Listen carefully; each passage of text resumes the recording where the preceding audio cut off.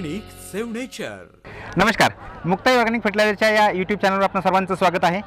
आज आपण कृषिक 2025 मध्ये आपण आलेलो आहोत आणि आज आपण ॲग्रोस्टार या कंपनीच्या स्टॉलवर उभे आहोत आणि त्यांनी प्रात्यक्षिक प्लॉट वेगवेगळ्या पिकांचे घेतलेले आहेत। तर सरांच्याकडूनच जाणून घेऊयात की सरांचं म्हणजे ॲग्रोस्टारमध्ये कोणकोणत्या वेगवेगळ्या व्हरायटीज आहेत आणि शेतकऱ्यांना त्याचा कसा कसा लाभ होऊ शकतो। सर नमस्कार। नमस्कार। ॲग्रोस्टार पीक प्रात्यक्षिक प्लॉट, जसं आता आपण टोमॅटोच्या प्लॉटमध्ये उभा आहोत। ही कोणती व्हरायटी सर आपली? ही व्हरायटी अंडाकार सेगमेंटमध्ये ॲग्रोस्टार रेड क्राऊन व्हरायटी आहे। बरं। तर ह्या व्हरायटीची खासियत अशी आहे की याच्यामध्ये जो लाक आहे तर हा लाक खूप चांगला आहे, म्हणजे ज्याला आपण सेटिंग म्हणतो, तर ती सेटिंग ह्या रेड क्राऊन व्हरायटीला खूप चांगली आहे आणि जास्त उत्पादन देणारी क्षमता आहे। याची दुसरी खासियत म्हणजे एका फळाचं जे वजन आहे हे जवळजवळ 90 ते 110 ग्रॅम पर्यंत जातं। दुसरी गोष्ट, लांबच्या वाहतुकीसाठी जी काही योग्य व्हरायटी पाहिजे ने तर त्यासाठी ही खूप चांगली व्हरायटी जी आहे तर ती रेड क्राऊनची आहे।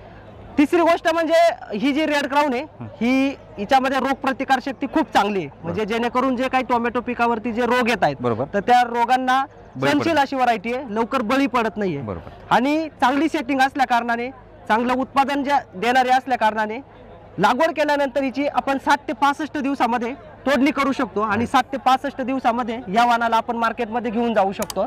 अशी गुणवत्तापूर्ण चांगली उत्पादन देणारं जे वाण आहे तर हे ॲग्रोस्टारचं रेड क्राऊन वाण आहे। साधारणपणे एकरी किती टन आपलं निघतं किंवा एकरी जर आपण चांगलं मॅनेजमेंट जर केलं तर तुम्हाला एक 35, 40, 45 टनांपर्यंत ही चांगलं उत्पादन देईल रेड क्राऊन। बरोबर। आणि साधारणपणे आपण जसं पाहतो की आता हे खूप चांगल्या पद्धतीने तुम्ही म्हटले कीपिंग क्वालिटी वगैरे मार्केटला आहे, तर जनरली काय होतं की बरेच वेळेस टोमॅटो तोडल्यानंतर मार्केटपर्यंत जास्तपर्यंत 1-2 दिवसामध्ये ते लूज पडतात, डायरेक्ट बोटच जात आहेत।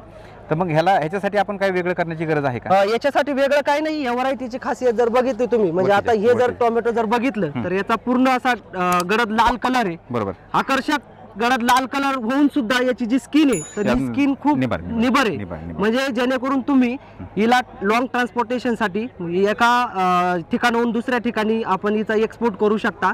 आणि कीपिंग क्वालिटी जी शायनिंग आपण म्हणतो ती खूप चांगली आहे। वरची जी स्किन आहे तर ती स्किन एकदम मजबूत असल्या कारणाने लॉंग ट्रान्सपोर्टेशनला चालणारी व्हरायटी आहे आणि मार्केटला शेतकऱ्यांची जी डिमांड आहे जो आपण अंडाकार सेगमेंट म्हणतो तर ह्याच सेगमेंटमध्ये हा वाण येतो ॲग्रोस्टार रेड क्राऊनचा, ज्याची शेतकऱ्यांची पसंती जी आहे आणि व्यापारी लोकांची जी पसंती तर ही चांगली आहे या वाणाला। ह्या बऱ्यापैकी टोमॅटोमध्ये आपण पाहतो की आपल्याला तिरंगा येतो, बरोबर, व्हायरस येतोय, तर ह्याला बळी पडण्याची याच्यामध्ये बिलकुल व्हायरसचं प्रमाण नाही आहे। आम्ही गेल्या 2 ते 3 वर्षांपासून मार्केटमध्ये विकतोय।